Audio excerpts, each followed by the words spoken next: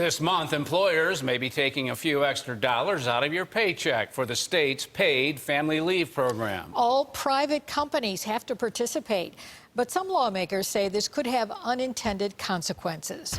News 4's Callan Gray takes a closer look at the program in a special report now. Callan? Jackie Dunn, this program is paid for entirely by employees, and our Facebook followers expressed frustration they didn't get to vote on it and say it's not fair they have to participate even if they won't use it. But others say it will be a lifesaver. There's the man himself. Less than a week after her son Maverick was born, MARIAH HAGEN returned to work. I had to. HAGEN lives in Batavia and gave birth to Maverick 2 months early at Women and Children's Hospital in Buffalo, where he stayed in the NICU. With the cost of commuting and mounting medical bills, I'm like, I can't do this without working. So she went back to work waitressing. Like, I would go through serious anxiety. I'd be at work and I'd be thinking, you know, he's there by himself. I'm still dealing with all the repercussions from everything that just piled on top of me at once. She says the state's new paid family leave program will be a blessing for parents. Just because you go through a hard time doesn't mean your bills are going to stop. Starting January 1st, any employee of a private company will be able to take paid time off for maternity and paternity leave, caring for a sick relative, or if a military family member is deployed. And not only will you receive paid benefits, but your employer has to hold your job. We sat down with employment attorney Kevin WICKA, who explained how the program works. There's a sliding scale. The first year, an employee can get 8 weeks off. By 2021, that goes up to 12 weeks, and the amount of money will increase.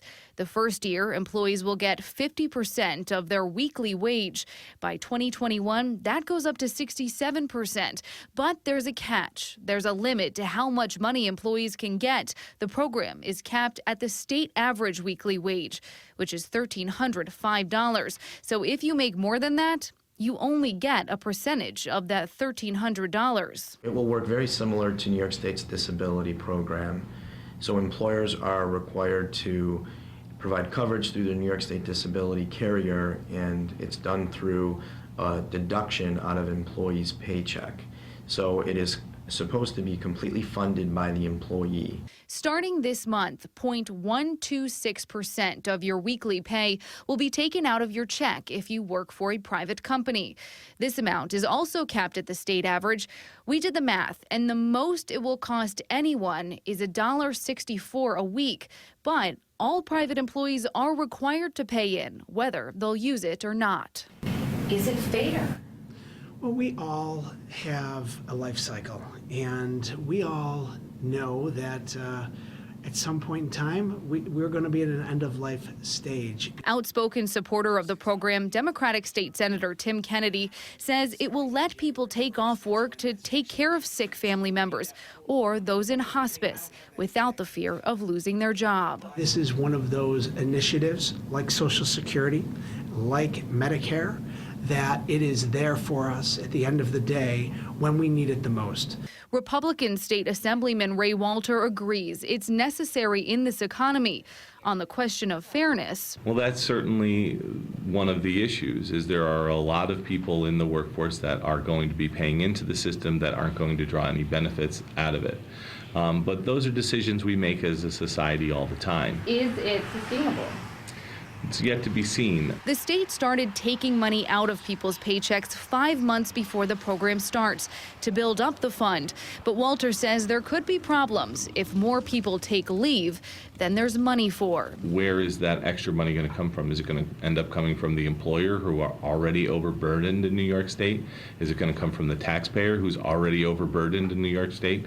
Those are the questions that we need to find out as this program progresses. Kennedy says the Department of Financial Services is currently working with insurance companies to make sure it is a sustainable program. As this was rolled out and as the decisions were being made into how to phase this in, we want to make sure that not only does this system exist, but that it works, and it works in perpetuity. But both lawmakers acknowledge there are still a lot of questions that won't be answered until the program rolls out in January.